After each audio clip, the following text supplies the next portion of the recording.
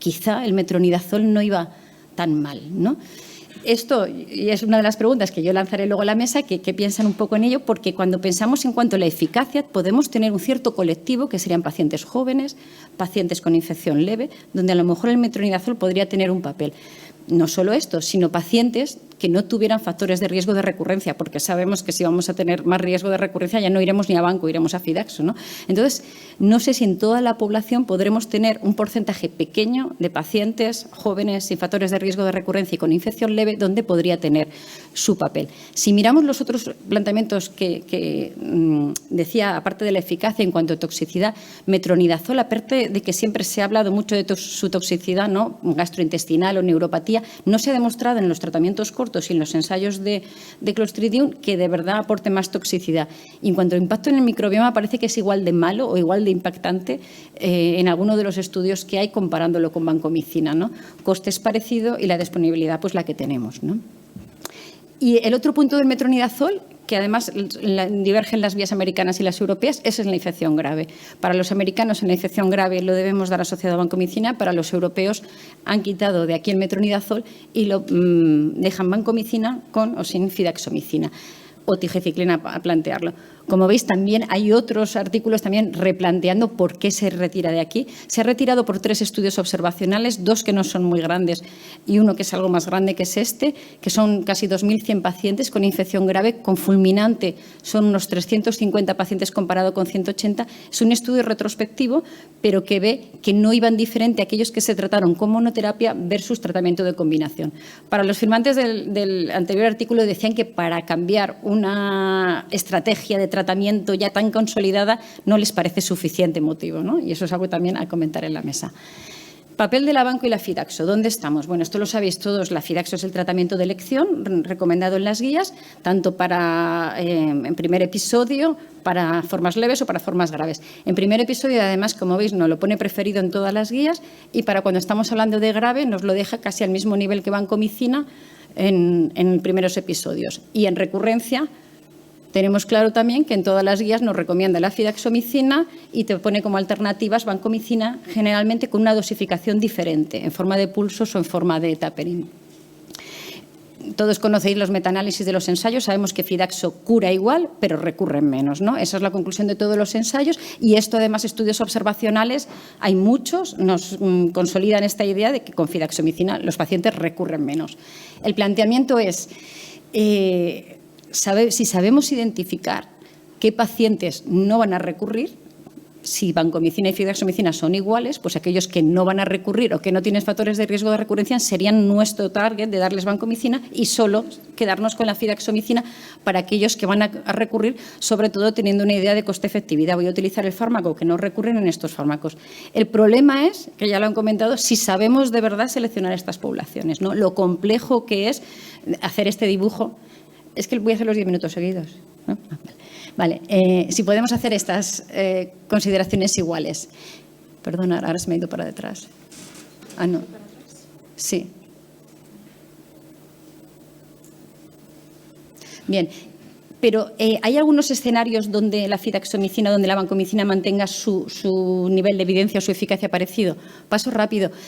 Con antibióticos concomitantes teníamos el subanálisis de la Fidaxo que nos decía que la Fidaxo era mejor, pero tenemos un ensayo clínico un poco sorprendente, es verdad que es pequeño, son 70 versus 70 pacientes, que compara fidaxomicina con vancomicina en pacientes que siguen tomando tratamiento antibiótico y no encuentra diferencias en recurrencia, ¿no?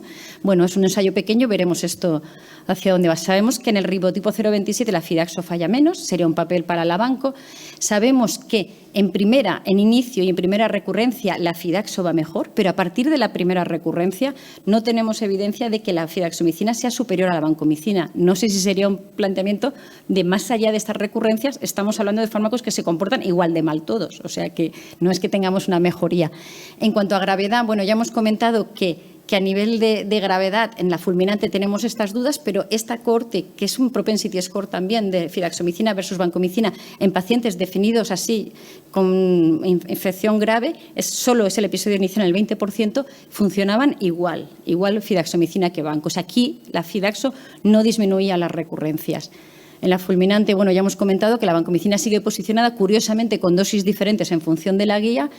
La Banco también tendría su papel como coadyuvante en el tratamiento cuando asociamos con vedlotusumab en los pacientes con factores de riesgo de recurrencia. Y quería comentar esto de que el dato que tenemos y la complejidad que tenemos en el manejo de la vancomicina es las dosis, ¿no? Las dosis que tenemos en los ensayos, en estudios observacionales, pueden ser diferentes y aquí que hacer un metaanálisis plantea cuáles serían las formas más eficaces de darla en pacientes recurrentes, ¿no? Si TAPER con pulsos, TAPERIN solo o pulsos, ¿no? Y concluyen que TAPERIN más pulsos probablemente sea la forma más eficaz para un paciente con recurrencia. Esto lo quería poner porque en los fármacos no solo tenemos que plantearnos y deberíamos plantearnos la eficacia clínica en recurrencias o en resolución del episodio agudo, sino que también puede haber algunos datos sobre los que no estamos reflexionando, como pueda ser el impacto en el microbioma, como pueda ser la actividad esporicida, como pueda ser la disminución de la diseminación. Y probablemente estos deberían ser endpoint que también tendríamos que tener en cuenta a la hora de elegir los fármacos. Y lo último es en cuanto a la posología de fidaxomicina. ¿Qué nos dicen las guías? Bueno, las americanas sí que incluyen la fidaxomicina extendida, las europeas no la han incluido, ¿no? Para, sobre todo, pues a partir de la primera recurrencia. Todos conocéis el ensayo de la fidaxomicina extendida que demostró una disminución de recurrencias comparada con vancomicina y tenemos subanálisis de este estudio que lo analizan por subgrupos de pacientes. Aquí está estudiado para pacientes de mayor edad, con cáncer, con ribotipo 027, con gravedad o con ICD previa, y en todos los subgrupos se comporta igual. La fidaxomicina extendida funciona mejor y con estas tasas de recurrencias tan bajas.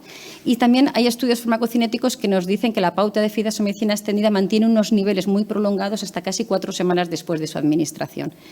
Y bueno, yo creo que aquí está el doctor Cobo, que es la primera serie publicada y que yo creo que es muy relevante porque es la que compara fidaxomicina extendida con fidaxomicina. Es un estudio, es el único que tenemos, es un estudio retrospectivo de 254 pacientes, yo creo que lo comentará el mejor, 170 con fidaxomicina en pauta estándar, 84 con fidaxomicina extendida y la conclusión, bueno, pues fue que no se encontraron diferencias, la tasa de recurrencia estaba entre un 10 y un 20% y aunque era numéricamente diferente no era estadísticamente significativa y cuando se hace por multivariante o por propensity score no se encontró que en esta población, él nos explicará después, que hubiera diferencias. Solo la última, que hay otras pautas también propuestas de TAPER y TAPER disminución con la fidaxomicina y bueno, que la conclusión en cuanto a los fármacos es que probablemente necesitamos ensayos clínicos, me gustaba este que planteaba que probablemente necesitaremos ensayos clínicos que vayan planteándonos las alternativas y además reflexionando sobre los endpoints que tenemos que valorar. Muchas gracias.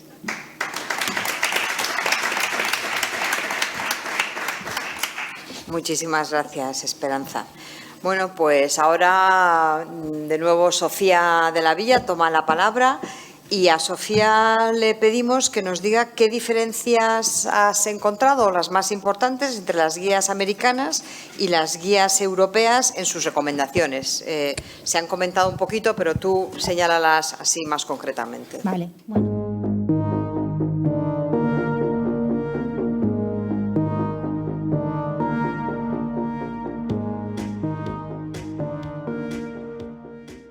Bueno, pues muchas gracias por la invitación y bueno, pues me ha servido muy bien la presentación previa de Esperanza porque yo creo que vamos a compartir algunos artículos o comentaremos algunas cosas que también de interés. Decir que bueno, ambas guías, es verdad que unas son las americanas, otras son las europeas, pero casi van a la par, si os fijáis van en la tercera revisión de las mismas y prácticamente han salido en los mismos años, siendo la última revisión la de 2021. Hay unas diferencias que yo creo que sí que son remarcables, no me voy a meter mucho, pero sí que la ITSA tiene recomendaciones específicas para paciente pediátrico. Ahí se podría hablar también del tema de metronidazol, ¿no? Que no queda tan claro que vancomicina sea mejor. Y mucho también de epidemiología, probablemente debido a grandes estudios que hacen en Estados Unidos, como ha comentado al principio Patricia, y también acerca del lugar de adquisición. En la guía del SMIT se centran más en adultos, pero yo creo que los criterios microbiológicos o el diagnóstico microbiológico lo detallan de una manera bastante mejor. Yo creo que tienen diferencias, sobre todo, y a lo mejor también esto interesa cuando luego hablamos de lo que es un clostridioides, Clostridium grave, en los criterios de gravedad, también en el tratamiento, aunque ya cada vez se van pareciendo más, y en cuanto a la prevención de las recurrencias. En cuanto a los criterios de gravedad, este trabajo de revisión que lo ha traído también Esperanza es que realmente está muy bien porque va comparando las guías en los puntos más importantes. Creo que realmente las guías europeas son mejores porque el criterio de la leucocitosis de 15.000 pues lo mantienen las dos, pero el criterio de una creatinina por encima de 1,5 solo lo tiene la americana, mientras que la europea considera un empeoramiento de la función renal. Es que cualquier paciente con insuficiencia renal crónica sería una infección grave, según esta definición, ¿no? Y luego, en cuanto a lo que sería el tratamiento, esta es la última versión, la versión previa de las americanas, que todavía mantenía vancomicina por encima de fidaxomicina, aunque, como ya se ha adelantado, esto ya ha cambiado y esto probablemente se debía, pues, y la europea ya en su última versión sacaba fidaxomicina como el régimen preferido. Aparte de por cuestiones económicas, ¿no?, de coste-efectividad, también cuánto cuesta una recurrencia, que se puede uno plantear. Todo venía pues, por los estudios iniciales en los que fidaxomicina se comparó en un ensayo de no inferioridad frente a vancomicina. Se vio que efectivamente, en cuanto a la curación clínica, pues era no inferior, pero ya se intuía que las recurrencias eran mucho menores en el grupo de fidaxomicina. Posteriormente, el famoso ensayo clínico de Guéry, que ya lo que hacen es diseñar con superioridad. Esto no es un fármaco no inferior, sino es un fármaco superior, porque los pacientes van mejor y recurren menos, y es aquí donde efectivamente lo demuestra. Y es aquí, al final, donde ambas guías, tanto la europea como la americana, las últimas versiones, prefieren fidaxomicina como el tratamiento inicial. Me llama mucho la atención, porque también se ha tratado en el ensayo previo, en el de Guéry, que fidaxomicina era en un régimen de pulso extendido, o sea, de tapering, y en cambio ambas guías, tanto la europea como la americana, luego lo podemos discutir, recomiendan fidaxomicina, pero con el régimen habitual, o sea, con el régimen de 200 miligramos cada 12 horas durante 10 días. Y esto es una cosa que realmente me llama la atención. Y, cómo no, el estudio de Javier Cobo, publicado este último año, en el que efectivamente no se llega a demostrar que la pauta extendida sea mejor en cuanto a significación estadística frente a la pauta convencional. Probablemente lo explicará mejor él, por un problema de N, pero sí que es verdad que la recurrencia era numéricamente muy inferior en los pacientes con la pauta extendida. También, bueno, nos podrá explicar que está en marcha un proyecto a nivel nacional, ¿no?, para intentar resolver mejor esta pregunta con muchos más pacientes y más hospitales. Bien, y ya querríamos también que nos hablaras de las situaciones más graves, de ese 3 o 5% de fulminantes, cómo les tratamos con antibióticos y qué papel tiene la cirugía. Vale, pues muchas gracias. Yo creo que esta es una de las preguntas más difíciles que tenemos. De hecho, si habéis hecho luego el QR, pues veremos, porque precisamente, además es un caso real del lío que nos montamos entre todos de cómo tratar estos pacientes. ¿Y esto por qué se debe? Pues porque son formas muy infrecuentes en la literatura, hasta es un 3, un 2%. Yo creo que en la práctica diaria puedo contar casi con los dedos de la mano a los pacientes que realmente han debutado, que se han tenido que ir directamente a una UBI, que se han puesto tan malitos como para necesitar todo esto. ¿Y esto por qué se debe? Pues yo creo que hacemos un diagnóstico, tenemos un índice de sospecha muy alto y hacemos un diagnóstico muy precoz de la enfermedad. Y a no ser que el paciente esté en su casa esperando días y días y semanas y venga al hospital francamente malo, realmente yo creo que cuando lo diagnosticamos ya no estamos en esta situación. Otro de los problemas, pues, es que hay una falta de evidencia sólida, y entonces aquí ya las cosas se ponen, si ya en las situaciones previas ya hay a veces confusión, en esta realmente es muy difícil. ¿Y por qué? Pues porque son pocos pacientes y porque deliberadamente muchos ensayos clínicos los han excluido, con lo cual nunca sabemos muy bien qué es lo que hay que hacer. Como comentaba antes, antes de eso, pues son formas que son muy graves, un 30% asocian shock séptico y además tienen una mortalidad pues que es equiparable a la de las bacteriemias pues por bacilos gram negativos multiresistentes. O sea, es una cosa muy seria. Se comentaba antes, y así como para los primeros episodios leves o graves, más allá de los fulminantes, tanto la IHSA como la guía europea ya abogan por el uso de fidaxomicina. En cuanto a los fulminantes, sigue habiendo aquí diferencias y la guía IHSA mantiene, es otra de las diferencias, vancomicina además a las dosis altas y además añadir el metronidazol, mientras que la europea ya aboga por fidaxomicina como alternativa a vancomicina a las dosis estándar, no a las megadosis, y además, si añadir algo, añada usted mejor tigeciclina. Explicando un poco todas estas cosas, la dosificación de la vancomicina oral, que se ha comentado antes, ¿tiene más valor dar dosis más altas? ¿Tiene más valor darlas más bajas? Pues no está muy claro en cuanto a lo que sería en gravedad, pero cuando se coge en esta revisión, que coge 3 estudios retrospectivos y un ensayo clínico, si las dosis más altas se asocian con mayor o menor recurrencia, pues parece que no tiene ningún valor. No está claro en cuanto tampoco con la mortalidad ni con otra serie de cosas. Probablemente se deba que, como decía antes Luis Alcalá, la vancomicina alcanza unas dosis altísimas, muy por encima de la CMI en lo que es el tracto digestivo, y no sea necesario dar unas dosis pues tan altas como creíamos antes. Vale. Dar o no dar fidaxomicina. Este es el subanálisis efectivamente del ensayo clínico de Gary. Y cuando miran pues, por subgrupos de alto riesgo, como pacientes con mayor edad o menor edad, neoplasia, formas graves, no formas fulminantes, graves además, de acuerdo a los criterios de Smith. Número de episodios previos y ribotipados, y que os he señalado ahí que, por ejemplo, cuando las formas más graves, no parece que fidaxomicina ahí sí que fuera superior a lo que sería vancomicina, pero sí es verdad que cuando ven los pacientes con ribotipo, esto sí que fue ribotipado, no fue presuntivamente Ginsberg 0,27, sí que los pacientes tratados con fidaxomicina en pulsos extendidos recurrieron menos que los pacientes tratados con vancomicina. Uno podría inferir, pues es que los que tienen el ribotipo 0,27 suelen asociar formas más graves y podría tener cierto valor darlo ahí también. Añadir metronidazol intravenoso, también se ha comentado este estudio, porque es un estudio realmente que incluye muchísimos pacientes, 2.000 pacientes.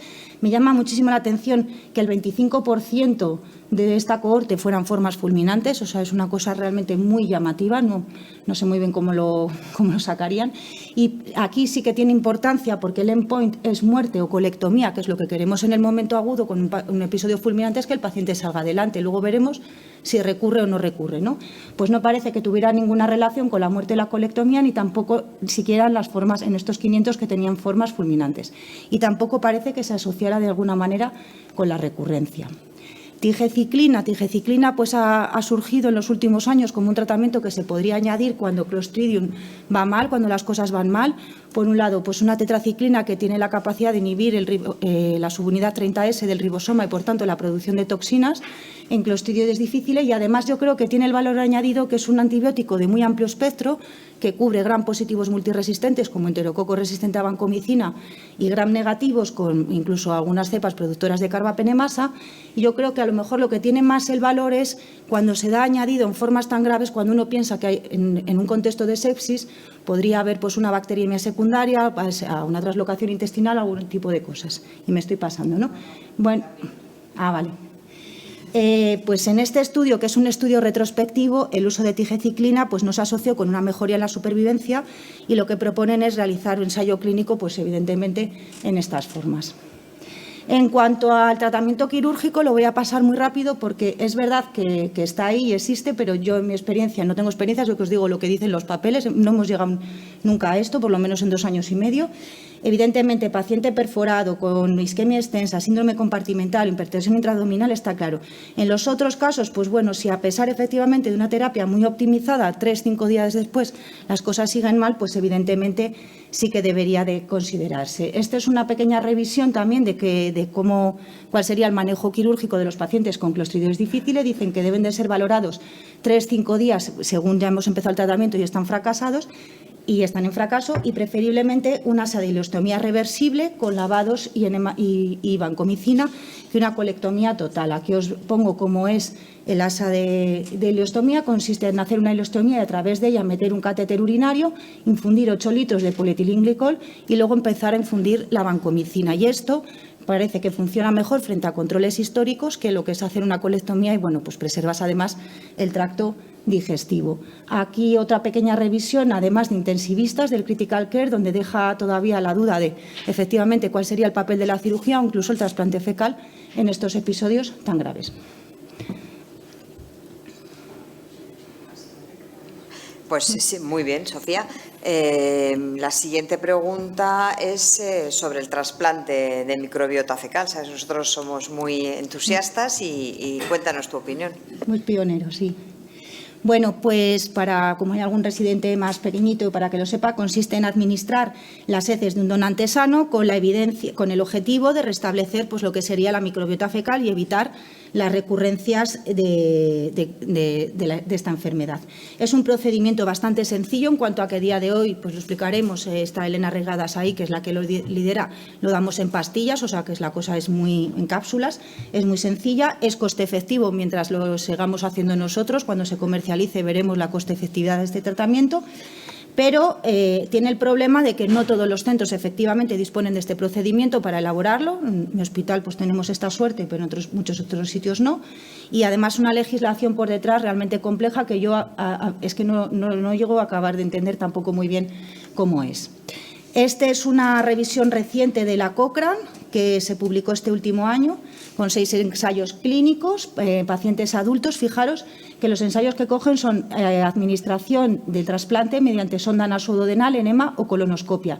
Disminuye el riesgo de recurrencias en casi 2 y además tiene un NNT tan bajito como de 3, o sea que tienes que dar 3 trasplantes para prevenir una recurrencia. Realmente es una cosa que funciona muy bien.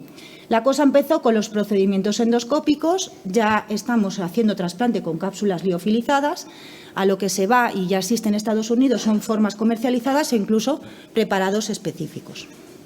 Estos son los datos de nuestro hospital que no están publicados todavía, lo hemos mandado para el europeo para que veáis, pues desde 2018 que se empezó a hacer con las técnicas de cápsulas liofilizadas, tenemos más de 100 pacientes, lo que pasa que teníamos datos para analizar en cuanto a recurrencia en 106.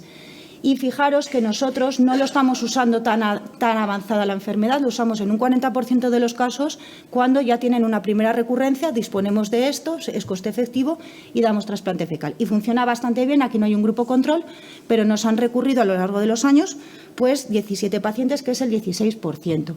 ¿Qué se asocia cuando los pacientes fracasan? Nuevamente, factores de recurrencia, pues no somos capaces de llegar más allá de pacientes muy mayores y pacientes que les damos después otra vez antibióticos sistémicos. Nos cargamos lo que sería el trasplante fecal.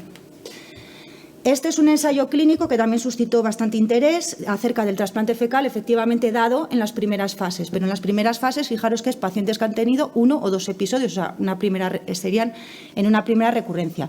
Tuvieron que pararlo con un análisis interino cuando llevaban 42 pacientes, porque francamente estaban yendo muy bien las cosas y, de hecho, yo creo que desenmascararon el placebo y les dieron el trasplante a todos los demás. Pero fijaros los criterios de exclusión que tenían: necesidad de antibióticos sistémicos, necesidad de inhibidores de la bomba de protones, eran pacientes excluidos, episodios fulminantes tampoco eran considerados. Un ensayo muy bonito, pero que la validez externa, en nuestra práctica real, pues a ver cómo funciona, porque efectivamente no son los pacientes que solemos tener. Y ahora esto no pasa. ¿Qué quieres que veamos? No, para adelante. Vale. ¿Hacia dónde van las cosas? Pues yo creo que van hacia productos bioterapéuticos, como por ejemplo este que se llama SER109, que son un preparado de esporas de firmicutes. Yo creo que estos preparados pues tendrán una mayor trazabilidad en el futuro, ¿no? Para quizás más que lo que es un trasplante fecal habitual. Este es un diseño de superioridad en pacientes, pues fijaros, ya con con una enfermedad ya 3 o más episodios previos de infección por Clostridium difficile, y pues efectivamente sí que demuestra la superioridad. Aquí llamar la atención que los pacientes que venían tratados, aunque son muy poquitos, con fidaxomicina previamente, parece que incluso las cosas funcionaban mejor que los que habían recibido vancomicina, pero no sirve para concluir nada. Y como en Estados Unidos pues se ha aprobado este producto que se llama Rebiota, que es un trasplante fecal que, fijaros, solo cuesta $10.000 y además encima, esto sí lo había contado Emilio ya previamente, me quedé con ello, de administración en enema, o sea, una cosa bastante curiosa, pero bueno, ya está aprobado y no sé en Europa muy bien hacia dónde llegaremos. Bueno, pues ya hemos revisado, yo creo que los fármacos y el trasplante de microbiota. ¿Hay algo más que podamos hacer en la gente para prevenir la recurrencia, Sofía? Bueno, pues Esta ya voy a ir mucho más rápido, va a ser más cortita. Esta es una gran revisión de lo que es el Clostridium difficile, de todo lo que es la historia natural de la enfermedad, de la prevención, desde que el paciente o entra en contacto con el sistema sanitario, aunque ya sabemos que no todo Clostridium está relacionado con la asistencia sanitaria, pues qué podemos prevenir para que el paciente no se colonice, no adquiera la infección, una vez que se coloniza, pues que no desarrolle la enfermedad, y una vez que ha desarrollado la enfermedad, pues evitar efectivamente que vuelva a recurrir. De todo el armamento que ya hemos ido comentando, yo creo que lo único que nos queda ya por hablar, porque ya muchos otros fármacos pues se han caído, son los anticuerpos antitoxina. Dentro de ellos pues tenemos a Bezlotuxumab, ¿no?, que tiene además la aprobación en nuestro país pues de esta manera, y nos ha servido bastante hasta la fecha, porque sí que podíamos darlo en primeros episodios siempre y cuando cumplieran un poco estos criterios, ¿no? Tenía que ser paciente mayor, con formas graves, que había tenido previo otro episodio en los 6 meses anteriores, diarrea refractaria definida como aquella que no mejora en 5 días de tratamiento, inmunodeprimidos y aquellos de las cepas hipervirulentas, que si Mer es capaz de decirnos casi al diagnóstico si es hipervirulenta o no, podríamos hacerlo. Bueno, podríamos considerarlo en las sospechas de los ribotipos 0,27.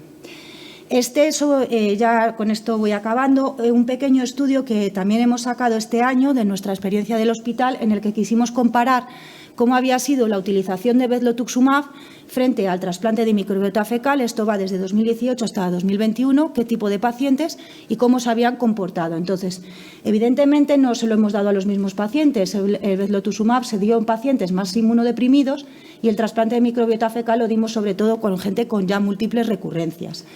En cambio, cuando vemos la evolución, tiene las limitaciones de que la N pues no es muy grande. No parece, por lo menos de manera estadísticamente significativa, que fueran peor, a pesar de las diferencias de manera global, los pacientes que recibieron una u otra terapia.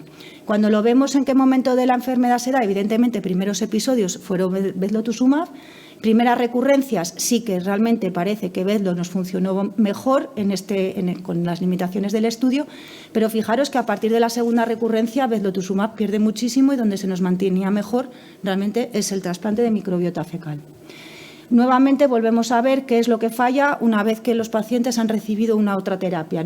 El recibir el Bezlotuxumab o el trasplante de microbiota fecal no parecía que se asociara con el fracaso, y nuevamente nos vuelve a salir que pacientes que están muy tratados y pacientes a los que les hemos dado después antibióticos también nuevamente no van bien. Y sobre todo esto era cierto para el subgrupo de pacientes que recibieron el trasplante de microbiota fecal. Este ensayo clínico me da muchísima pena que se haya caído, porque yo creo que venía a responder esta pregunta que teníamos en la cabeza. Si lo ponemos en perspectiva, en ensayo clínico realmente son iguales, hay alguno que funcionará mejor. No sé cuál ha sido el problema que han tenido. Cuando lo miré el otro día se ha caído este estudio. Aquí os pongo un poco cómo sería el manejo terapéutico más o menos que hacemos en nuestro hospital, aparte de, pues, como he comentado antes, de recomendaciones específicas de los inhibidores de la bomba de protones, que yo creo que es una buena recomendación del uso adecuado de antibióticos. Pues intentamos estratificar un poco los pacientes en función de qué episodios se encuentran y de grandes factores de recurrencia, con todas las limitaciones, y casi siempre, si cumplen ya pues episodios de gravedad, pacientes recurrentes o con varios factores de recurrencia, pues preconizamos más Fidaxo, quizás en el régimen extendido. Y dejamos para las recurrencias tanto trasplante como Bezlo casi de primera opción, un poco en función del tipo de paciente. Como conclusiones, pues yo creo que más que diferencias, cada vez las guías tienen más similitudes, tanto la Smith como la ITSA. Todavía no sabemos, o yo no sé responderos muy bien, cuál es el mejor manejo para un paciente que presenta una forma fulminante, no grave, fulminante. Que el trasplante es un tratamiento efectivo, que incluso aplicado en las primeras fases de la enfermedad, yo creo que todo lo que podamos adelantar y darlo en las primeras fases siempre es mejor. Que además pues ya hay preparados comercializados que a lo mejor hacen que esto se pueda universalizar mucho más, ¿no? Porque nosotros podemos darlo, pero otros centros no. Y que disponemos de otras alternativas para evitar recurrencias, como son los anticuerpos monoclonales.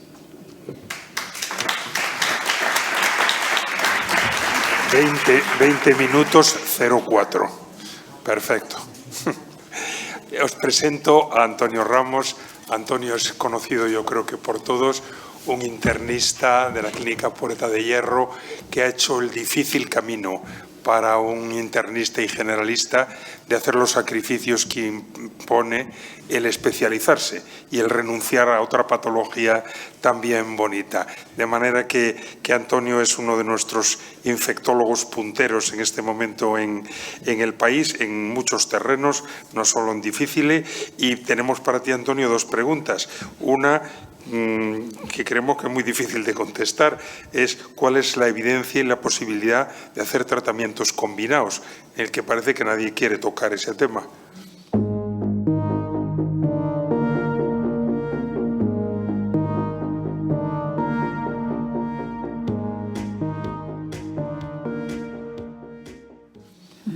Muchas gracias, Emilio y Patricia, por invitarme y por estas palabras, a ellos por hacer posible la reunión. Y si tenemos en cuenta que los factores que hacen que un paciente tenga Clostridium difficile, que no es una relación directa con el patógeno, sino que influyen otros múltiples factores como la flora, como la inmunidad humoral, inmunidad celular, es decir, ácidos biliares secundarios, etcétera, no es muy difícil intentar adivinar que poner más antibiótico pueda tener un gran beneficio en estos pacientes, o si la vía de mejorar el pronóstico de los pacientes es añadir más antibióticos.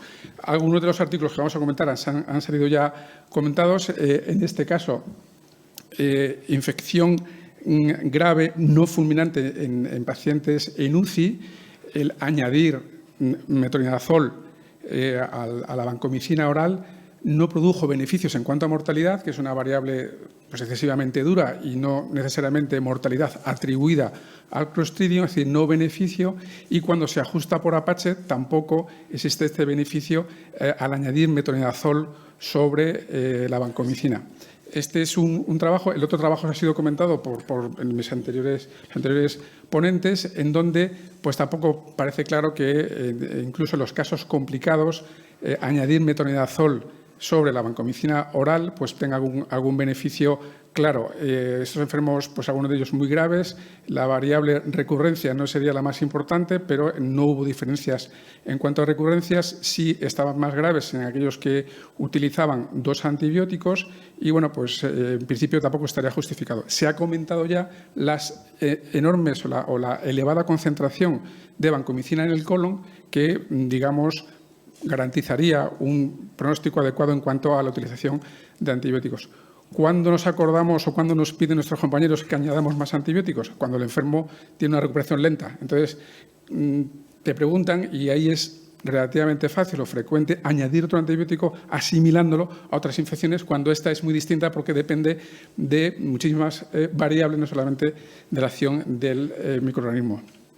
Cuando se analiza la posibilidad de reingresar por Clostridium difficile en función de si se fue de alta el paciente con un antibiótico o con 2, pues como es esperable, hay una tasa más elevada de reingreso cuando se utilizan 2 antibióticos, lo cual es lógico por la mayor alteración tanto del metronidazol como de la vancomicina de la flora. También se ha comentado el papel de la tigeciclina, que es un fármaco que tiene bastantes virtudes en cuanto a cobertura antibiótica, y en esta revisión pues se ve que tiene, digamos, una buena respuesta clínica, es decir, ya sea en monoterapia, ya sea añadido a la terapia convencional, pues el resultado final en cuanto a supervivencia y respuesta a la infección es bastante razonable en estos pacientes. Virtudes de la tigeciclina, pues que proporciona cobertura adecuada para otros patógenos que se pueden plantear en la Clostridium complicado, algún problema de toxicidad, pero no relativamente importante, y un escenario clínico que es el enfermo con una infección refractaria que se va complicando, que empieza a hacer inicio de una complicación, sobre todo estamos hablando pues a lo mejor de hipotensión, inicio de megacolon, ¿no? Obviamente si está perforado, ¿no? Pues ahí podría ser una buena opción añadirlo. Sorpresa, el que las cefamicinas, y en España tenemos solamente la cefositina, tiene un efecto de, digamos, reducción en cuanto a la formación de esporas, y bueno, es un antibiótico que apenas utilizamos, pero bueno, podría tener algún beneficio clínico el acordarse de este antibiótico sabiendo que dificulta la formación de esporas. Este es los comentarios sobre la primera pregunta. Y la segunda la tienes ahí, es que nos digas o que especules sobre los fármacos que te parecen más importantes que no están en el mercado, lo que se nos viene encima.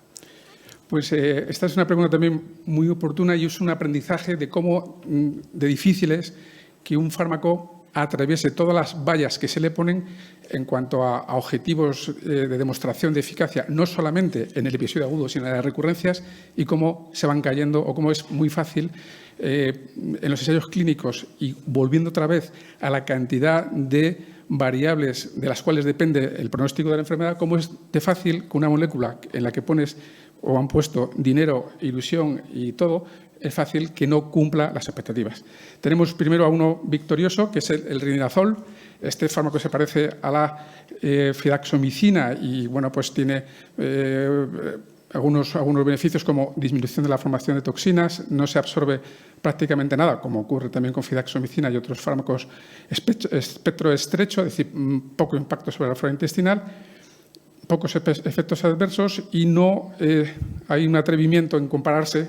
Algunos investigadores que se les ocurra hacer un ensayo clínico, como salga mal, pues el arrepentimiento va a ser grande. No existe una comparación, este se parece bastante a la fidaxomicina. A la izquierda vemos que la tasa de respuesta sostenida, es decir, eficacia en el episodio agudo y evitar recurrencias, pues mejor rinidazol que vancomicina.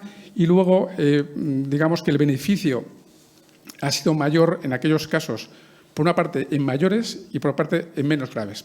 Casos menos graves han demostrado una reducción de las recurrencias y esto es un fármaco que está siendo acelerado en la FDA y yo creo que lo veremos pronto, esperemos, disponible.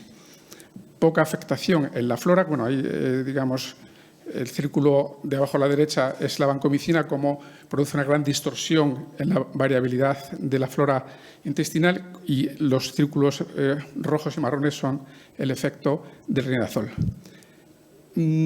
Sulotomicina, pues este fármaco consiguió demostrar en el episodio agudo una eficacia similar a la vancomicina, pero se puso como deberes demostrar también una reducción en las recurrencias. Entonces, triunfo en la primera posibilidad, es decir, será igual que la vancomicina, pero no llegó a conseguir esta reducción, con lo cual, fármaco que se ha caído de la competencia. Cadazolid, yo creo que muchos de los que estamos aquí hemos participado en los ensayos clínicos de estos tres fármacos. En este caso, pues en fase 2 se demostró que no solamente era mejor en el episodio agudo, sino también en recurrencias, pero cuando se repitió en fase 3, pues ni siquiera el episodio agudo demostró, con lo cual también ejemplo de cómo es fácil fracasar en esta empresa, ¿no? Entonces, es una mezcla entre derivados de linezolid y quindolona y también, pues, en teoría, buenas virtudes, disminuye la formación de esporas, absorción mínima. Aquí vemos, perdón, a ver, vamos a por atrás. Aquí vemos, pues, el fase 2, donde tiene beneficios, pero luego en el fase 3, peor que la vancomicina y con unos índices de confianza por encima del 10%, con lo cual existe pocas posibilidades. Moléculas nuevas, que no me atrevo a decir si van a ser exitosas o no, pues esta ibezapolstat, inhibidor de la ADN polimerasa, 10 pacientes solo, con una respuesta excelente. Escasa a la izquierda afectación de la flora, buena, digamos, aumento de los firmicutes y incremento progresivo en vez de descenso de los ácidos biliares secundarios sobre los primarios. Es decir, un espectro tanto metabólico como de especies bacterianas favorable. Otro fármaco en vías de digamos, distribuirse o desarrollarse, ceragenina. Pues este es un antibiótico catiónico esteroide que en ratones ha demostrado disminución de la gravedad, buena protección de la flora y buen perfil de los metabolitos inflamatorios. A la izquierda, menos afectación histológica cuando se administra, digamos, por vía oral este fármaco, y luego, pues, un espectro de tanto marcadores de histología como de formación de anti-TNF, etcétera, pues también favorable. Otro fármaco, yodoquinol, este es un fármaco antiamibiano que tiene una potencia importante frente a la clostridium difficile y que es superior tanto a la vancomicina como metronidazol y que a la vez presenta sinergia. Entonces, digamos, buen perfil, también tiene una buena, digamos, una protección frente a las especies bacterianas habituales y fisiológicas, y tanto en formación de esporas como en producción de toxinas, también un perfil muy favorable parecido a la fidaxomicina. Este otro fármaco lo que hace es que reduce, digamos, el efecto nocivo del antibiótico sobre el intestino, tanto en cuanto a aparición de Clostridium difficile como de bacterias, digamos, resistentes, en concreto de de enterococo banco R. Estos hallazgos, fármacos que se utilizan para otra cosa, antidepresivos, antipsicóticos, etcétera, que cuando el investigador se choca con un efecto inesperado, en este caso un efecto, digamos, positivo en cuanto a los metabolitos de Clostridium difficile. Y pasamos, estos son otras posibles moléculas, y como conclusiones, pues decir que no hay acuerdo sobre el beneficio de añadir metronidazol IV incluso en complicadas. La utilidad de la tigecyclina en monoterapia combinada es especialmente oportuna en la complicada, y estas moléculas que el futuro nos dirá si alguna de ellas triunfa o cae en alguno de los vallas que van a ponerse antes de ver el mercado.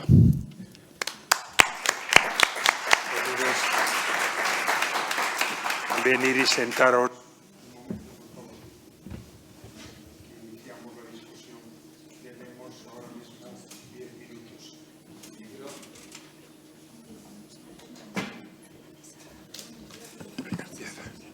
¿Hay alguna pregunta?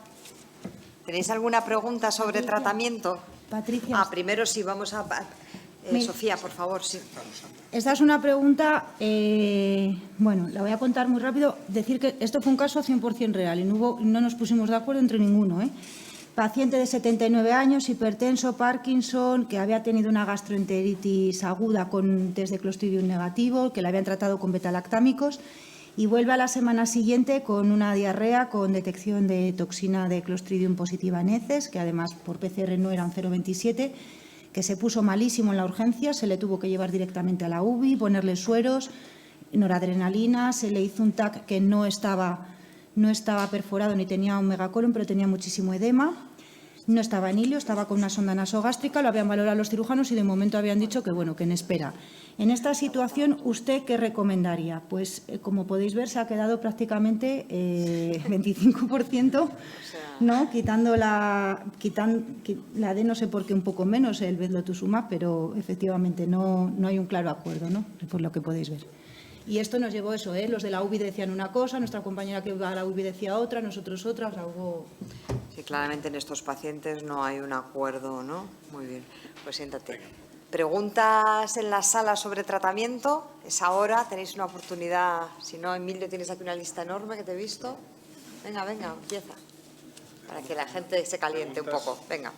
Bueno, ¿queréis comentar algo de lo que fue la historia del metronidazol frente a la Banco en los orígenes y qué pasó realmente y por qué el metro se impuso en los primeros momentos a la vancomicina y luego parece que nos desdijimos de lo que se decía entonces? Coméntalo tú, venga, seas gallego. No, hombre, yo creo que hay que recordar que cuando los dos fármacos salieron al mercado, el metronidazol valía nada en precio y la vancomicina oral tenía un precio disparado, en $500 o algo así, de vancomicina oral. Segundo, en ese momento se tenía muchísimo miedo a que vancomicina oral hiciera resistencia en enterococos administrada por vía oral.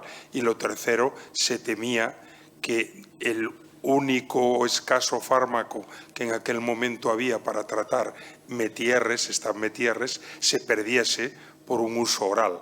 Y yo creo que eso fue parte de que de alguna manera se metiese el metronidazol, aunque en aquel momento ya parecía claro que en casos graves era menos activo, menos eficaz que la Banco. ¿Estáis un poco de acuerdo con eso? Que hay un poco labor histórica en ese sentido. Bueno, más cosas. Combinaciones. ¿Qué pensáis ahora mismo? Por ejemplo, si quería preguntarte Sí. eso también, o sea, la combinación en el estudio de Wang, de los supergraves, ¿no? Yo creo que no sé quién de las dos lo habéis presentado, pero claro, no son ensayos clínicos, es que se le pone combinación a los que están peor, los más 50.000 leucos, tal, y hace que al final no haya cambio, o sea, se mueren igual o llegan a colectomía igual. Entonces, no sé, combinación, ¿qué? Yo creo que es que la clave probablemente en esos pacientes, es decir, tendríamos el paciente que sospecha que está perforado o que tiene una catástrofe intraabdominal, que esos hay que separarlos, pero probablemente el enfermo, o sea, la hipotensión por la pérdida de líquido dentro del colon o el estado inflamatorio o la bacteriemia secundaria, es decir, hay ya una serie de factores que no van a mejorar porque ya no está ahí el problema, es decir, ya has generado toxinas, has generado una inflamación del colon y probablemente añadir otro antibiótico al primum movens, digamos, a la bacteria va a traducirse en poco beneficio. En los artículos que se han revisado, pues es muy difícil y en variables como la mortalidad demostrar un beneficio. Por tanto, tranquilidad en cuanto a no añadir fármacos, salvo por presión de tus propios compañeros, que es lo que el día a día dice, oye, que sigue con diarrea, estamos en el 6.º día, ¿qué hacemos? Entonces, pues es quizás humano el plantear, el añadir más que con una razón científica. Una pregunta que tenía para vosotros, para cualquiera, es ¿qué pensáis del uso de microbiota en primeros episodios o en primeros episodios fulminantes? Es decir, ¿cómo veis la indicación ahí? ¿Qué hacéis y qué os gustaría hacer? Bueno, el trasplante de microbiota fecal en primeros episodios lo estamos analizando ahora y veremos los resultados. Yo creo que tiene bastante sentido, siempre y cuando pensemos eso, un paciente que se va a beneficiar de ello, porque ya veamos que va a tener un gran riesgo. En las formas fulminantes también puede ser un tratamiento de rescate, pero luego también podría ser un tratamiento de rescate, efectivamente, aunque siempre da un poco de miedo, ¿no? Cuando hay mucho edema en colon y tal, ponerte a dar un trasplante fecal, pero se ha utilizado y ha funcionado también bastante bien, pero hay poca evidencia. Yo voy a decir que yo creo que el problema es que igual es difícil de estratificar los pacientes y todo paciente en primer episodio no es igual. No es lo mismo el paciente que viene un mes con antibióticos donde su microbiota probablemente, lo que comentaba, los mecanismos fisiopatológicos, en un paciente a lo mejor tienes una infección y tienes que tratar con antibiótico y en otro paciente que viene de una historia diferente tiene una microbiota muy alterada y a lo mejor ese debería ser un tratamiento de inicio en ese paciente, ¿no? Entonces yo creo que tenemos que conocer mejor los pacientes y que no todos los pacientes, y esto yo creo que es lo que nos hace tan difuso la interpretación de los datos, ¿no? Que yo creo que no es el mismo mecanismo, no predomina lo mismo en unos pacientes que en otros, ¿no?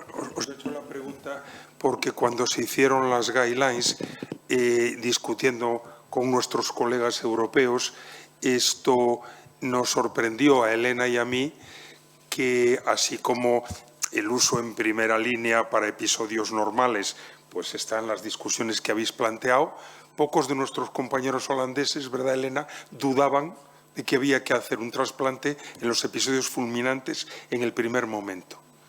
Era una especie de convicción que no hemos encontrado en otros sitios, pero que debe ser práctica bastante común en Holanda. Y por eso os preguntaba si teníais algún insight sobre eso. Javier. Hay un estudio norteamericano, hay dos, que yo recuerde, dos estudios en casos graves o fulminantes, mezclan ahí un poco los conceptos, que uno son de Indianápolis y otro es un grupo francés. Entonces, esta gente, claro, tú a un paciente que está muy grave, ellos hacen por colonoscopia. Pero claro, la duda aquí, nosotros cuando damos trasplante fecal suspendemos la vancomicina. Entonces aquí la gran duda es ¿y qué haces con la vancomicina o la fidaxomicina? Porque si le das la vancomicina le vas a matar la microbiota que le estás metiendo. Entonces ellos hacen unos protocolos muy complejos. Cuando te describen el procedimiento, le ponen banco, le hacen un trasplante, a los 3 días luego le vuelven a dar la vancomicina, a los 3 días le vuelven a hacer, y todo por colonoscopia. Esto en la práctica real nuestra, que los que tenemos son cápsulas, yo no lo veo, no acabo de ver. Hace poco tuve una enferma muy grave ingresada en geriatría y que digo, le doy cápsulas, pero digo, pero si estoy dando fidaxomicina. O sea, no veo nada claro. Y luego, a colación de habéis presentado el estudio de Lancet de primeros episodios, claro, a ver, no sé qué estudio es este, porque tienen un 60 y tantos % de fracasos de vancomicina en el primer episodio. ¿Cuál es? O sea, ¿qué población están estudiando? Sí, tienen la tasa de fracasos en el grupo control es altísima, ¿no? Y luego paran el estudio. Eso significa que a partir de ese día van a darle a todo el mundo trasplante fecal en el primer episodio. Y aquí un comentario, porque no quiero extender, hoy por hoy y hasta que tengamos estos productos nuevos derivados de microbiota, me parece que hay que ser muy prudente en el uso de transferencia de microbiota fecal, porque no sabemos bien qué estamos haciendo. Podemos estar pasando bacterias procarcinogénicas. Hay una anécdota publicada de un chico que es donante, que dona y de pronto, entre donación a donación, desarrolla una enfermedad de Crohn. Yo no quisiera haber sido el receptor de trasplante fecal de un donante que un mes después tiene una enfermedad de Crohn. Y como eso tú no lo puedes anticipar en el donante, por mucho que sea sano, tenga perfecta toda la analítica y además sea deportista o bombero, pues yo creo que tenemos que reservar hoy por hoy, en mi opinión, la transferencia de microbiota fecal para pacientes que ya han pasado por otros fármacos, por otras posibilidades bien comercializadas y bien conocidas.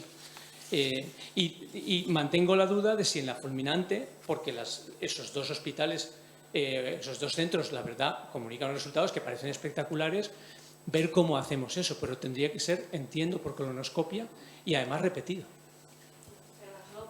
Una cosa del estudio francés, yo creo que ese estudio viene en una situación un poco desesperada. Estaban teniendo un brote terrible con unas tasas de mortalidad elevadísimas y ya llegó un grado, digamos, de desesperación tal que dijeron, pues ¿por qué no probar esto?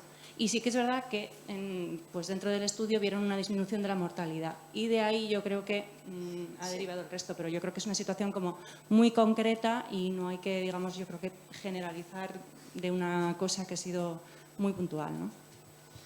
Bueno, yo creo que esto nos ha permitido daros un panorama no solo de lo que se hace, sino de lo mucho que se duda en el tratamiento de Clostridium difficile en este momento. Y tratando de ser estrictos con la hora, si os parece, pasamos a la siguiente mesa para estar seguros que a las 8 hemos terminado.